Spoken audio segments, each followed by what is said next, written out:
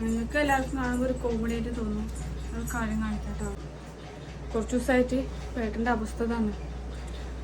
പോയ ആശുപത്രിയിൽ രാത്രി വയ്യാതായിട്ട് ആശുപത്രി കൊണ്ടുപോയിട്ട് പോലും ഒരു രക്ഷയില്ല. ചെയ്യാവുന്ന ടെസ്റ്റുകളെല്ലാം ചെയ്തു. ഡോക്ടർമാരെ കാണിക്കാവുന്ന എല്ലാ ഡോക്ടർമാരെ കാണിച്ചു. അവർക്കൊന്നും ഒരു ടെസ്റ്റിലും ഇതിലും ഒരു പ്രശ്നവും പറയണില്ല. ഒറ്റപ്പാട് ആശുപത്രിക്കാണ് പോയത്. ഇനിയിപ്പോൾ എന്താ ചെയ്യേണ്ടതെന്ന് അറിയില്ല. അപ്പോൾ അതാ ഈ ഇരിപ്പാണ്. ഇരിക്കുന്ന കാണുമ്പോൾ എനിക്ക് സത്യം പറഞ്ഞാൽ സഹിക്കാൻ പറ്റണില്ല. നേരത്തെ മൊത്താൻ പറഞ്ഞില്ല, അലർജി അടിച്ചു കയറി വീണ്ടും വന്നുകൊണ്ടിരിക്കുക. ആ ഇഞ്ചക്ഷൻ വെക്കുമ്പോൾ ഒന്ന് കുറയും, വീണ്ടും വരും. ഇഞ്ചക്ഷൻ വെക്കുമ്പോൾ ഒന്ന് കുറയും, വീണ്ടും വരും. Test റിപ്പോർട്ടിലെല്ലാം normal. ഡോക്ടർമാർക്കൊന്നും ചെയ്യാനില്ല എന്ന് അവർ വിട്ടാക്കി. അപ്പോൾ കോളേജിൽ ഞങ്ങൾക്കൊന്നും ചെയ്യാനില്ല, ഈ മരുന്നൊക്കെ തന്നെ തരാനുള്ളൂ എന്ന് പറഞ്ഞിട്ടാണ് അവർ വിട്ടാക്കിയത്. അപ്പോൾ ഞങ്ങളെന്താ ചെയ്യേണ്ടതെന്ന് ഒരു പിടുത്തം കിട്ടുന്നില്ല. ഇതിപ്പോൾ അത് ചൊറി സഹിക്കാൻ പറ്റാണ്ട് ആരോ പറഞ്ഞത് കേട്ടിട്ടാണ് ഇപ്പോൾ ഭസ്മവും തുളസിൻ്റെ ഇലയും തേച്ച് കഴിഞ്ഞാൽ ഭേദമാവും എന്ന് പറഞ്ഞിട്ട് അതും തേച്ചിട്ട് പിരിക്കുകയാണ്.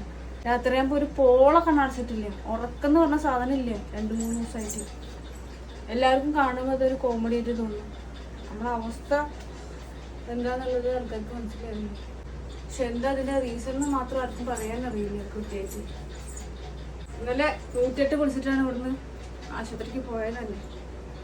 ആരെങ്കിലും വരാനോ പോകാനോ ഉണ്ടോ? അതുമില്ലേ. കുട്ടീനെ വെച്ചിട്ട് ഫുള്ള് ചീരടി വരുന്നു ആശുപത്രിയിൽ.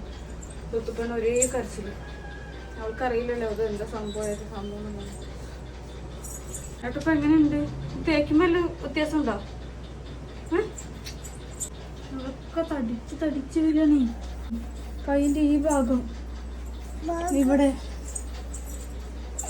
മരുന്ന് തന്നു, ഗുളിക തന്നു. ആ ഗുളിക കഴിക്കണ്ട്, മരുന്ന് കഴിക്കണ്ടേ. ഒരു മെഡിക്കൽ കോളേജിലേക്ക് പോകാനും കൂടി പറഞ്ഞിട്ടുണ്ട്. അവിടെയും കൂടി ഒന്ന് പോയി നോക്കണം. ഇന്നിപ്പോൾ ഞായറാഴ്ച ആയതുകൊണ്ട് ഡോക്ടേഴ്സ് ഇല്ല. നമ്മളെ ഗവൺമെൻറ് ആശുപത്രിയിലത്തെ അവസ്ഥയാണ്, ഡോക്ടർ ഇല്ല. നിങ്ങൾ ചോദിക്കുമ്പോൾ ഇപ്പോൾ വീഡിയോ എടുത്ത് ഇടാണ്ടാണോ? ആർക്കെങ്കിലും എന്തെങ്കിലും നിർദ്ദേശങ്ങൾ നമ്മളെ സഹായിക്കാൻ പറ്റുകയെന്നുണ്ടെങ്കിൽ ഞങ്ങൾക്ക് ചോദിക്കാനും പറയാനും അല്ലെങ്കിൽ സംശയം തീർക്കാനും നമ്മളെ സങ്കടം പറയാനൊന്നും വേറെ ആൾക്കാരില്ല. അതിൻ്റെ ഒരു ഇതിൽ നമ്മൾ സോഷ്യൽ മീഡിയയിൽ ഇടുമ്പോൾ അതിൽ ചിലർ ചീത്ത പറയും, ചിലർ നല്ലത് പറയും. അങ്ങനെയെങ്കിലും ആൾക്കാരുണ്ടല്ലോ പറയാൻ എന്നുള്ളൊരു ആശയം. അത്രേ ഉള്ളൂ. അല്ലാതെ അപ്പോൾ അതിൽ നിന്ന് നമ്മൾ പ്രത്യേകിച്ച് വേറെ വല്ല എന്തെങ്കിലുമൊക്കെ പ്രതീക്ഷിച്ചിട്ടൊന്നുമല്ല. ആരെങ്കിലുമൊക്കെ എന്തെങ്കിലും പറയുന്നല്ലോ, നമ്മളെക്കുറിച്ചാണല്ലോ അവർ സംസാരിക്കുന്നത് എന്നുള്ളൊരു സന്തോഷം. അത്രേ ഉള്ളൂ.